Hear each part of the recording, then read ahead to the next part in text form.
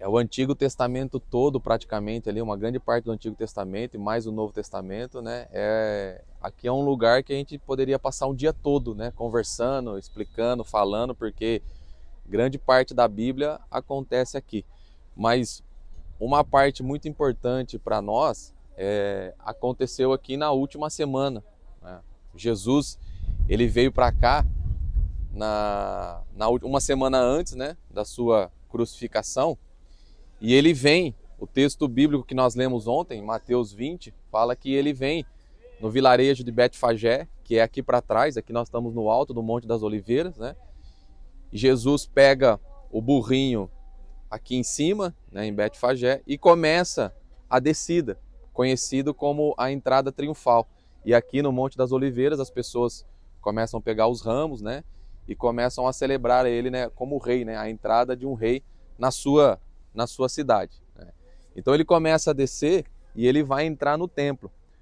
Mas antes disso, o Nelson comentou, em Lucas 19, relata que em um determinado momento, enquanto Jesus descia aqui pelo Monte das Oliveiras, ele para, olha para a cidade, ele tem essa vista que nós temos e ele chora, né? É o texto de Lucas 19, versículo 41, que diz assim: quando ele ia chegando, vendo a cidade, chorou sobre ela, dizendo: se tu conhecesses ao menos neste teu dia as coisas que pertencem à tua paz, mas agora isso está encoberto aos teus olhos, porque dias virão sobre ti em que os teus inimigos lançarão uma trincheira sobre ti, e sobre ti sitiarão e te manterão de cada lado. Derrubarão no chão a ti os teus filhos, e que dentro estiverem, e eles não deixarão em ti uma pedra sobre pedra, pois tu não conheceste o tempo da tua visitação.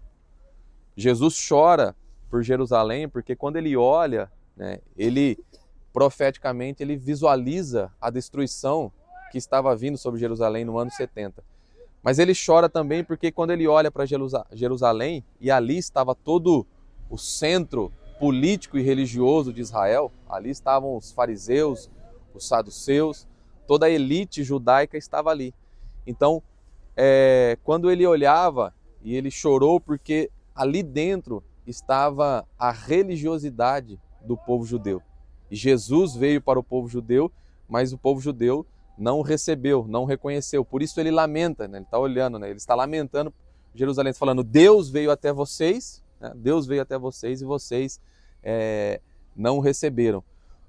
Algumas pessoas falam sobre religião, né? O problema da religião. O problema não é a religião, porque a palavra religião significa religar, né? Então, o propósito da religião é religar o homem com Deus.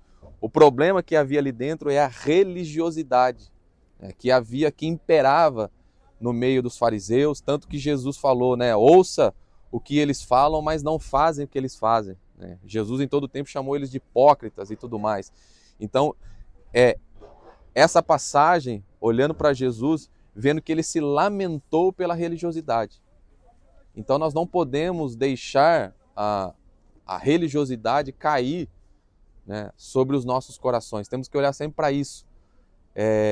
Servir ao Senhor com amor, com alegria, né, tomar cuidado às vezes, com regras absurdas e tudo mais, se lembrar sempre do amor. Da mesma forma que os judeus impediram que Deus estivesse com eles por conta da religiosidade, às vezes a religiosidade, mesmo estando dentro da igreja, a religiosidade pode nos afastar de Deus, né? Então Jesus, ele continua o seu caminho, ele desce, passa pelo vale e ele entra, né? Ele entra pelo portão dourado e acessa o templo. E ali naquela passagem onde ele encontra os mercadores lá, o pessoal estava vendendo os animais lá, onde ele derruba tudo. E ali se cumpre a profecia de Ezequiel, Ezequiel capítulo 44. Deixa eu ver se eu consigo chegar aqui por causa do vento.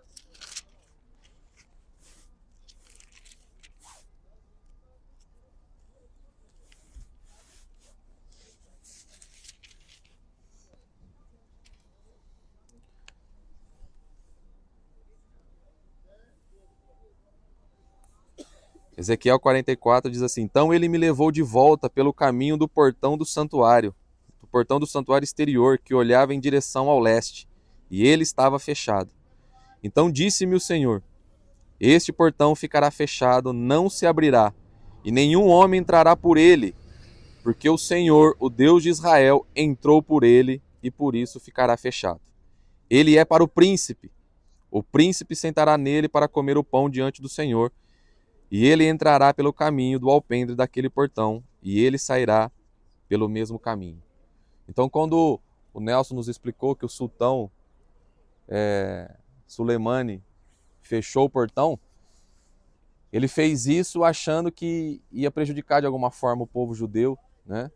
Mas ele fez para cumprir a profecia que está em Ezequiel, capítulo 44, né? Esse portão ficará fechado porque o Senhor Deus entrou por ele.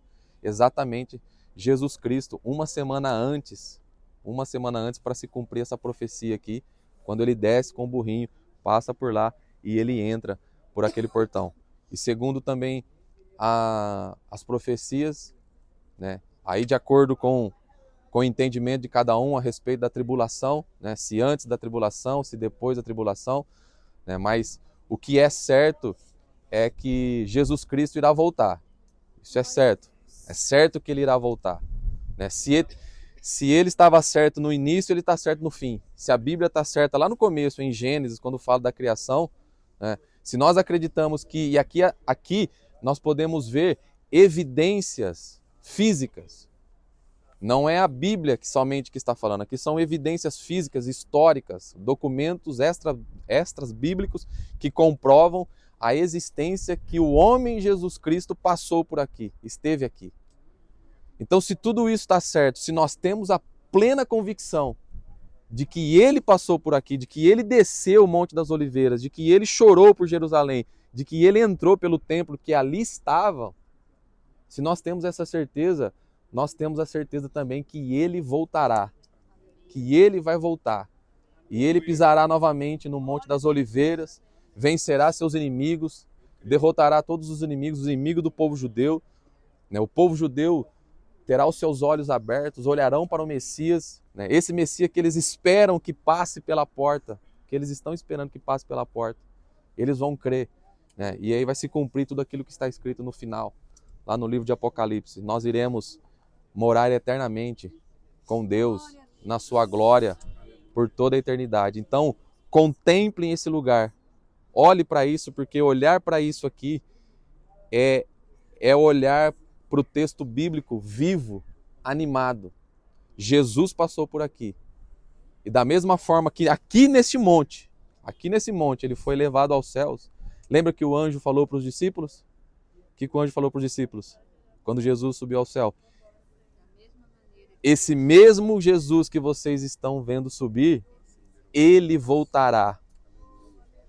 Então, nós cremos. Olhar para isso é crer. Isso aqui nos dá esperança de saber, ele esteve aqui, ele vai voltar para nos buscar. Amém? Deus abençoe grandemente a todos aí. Em nome de Jesus. Podem tirar fotos agora.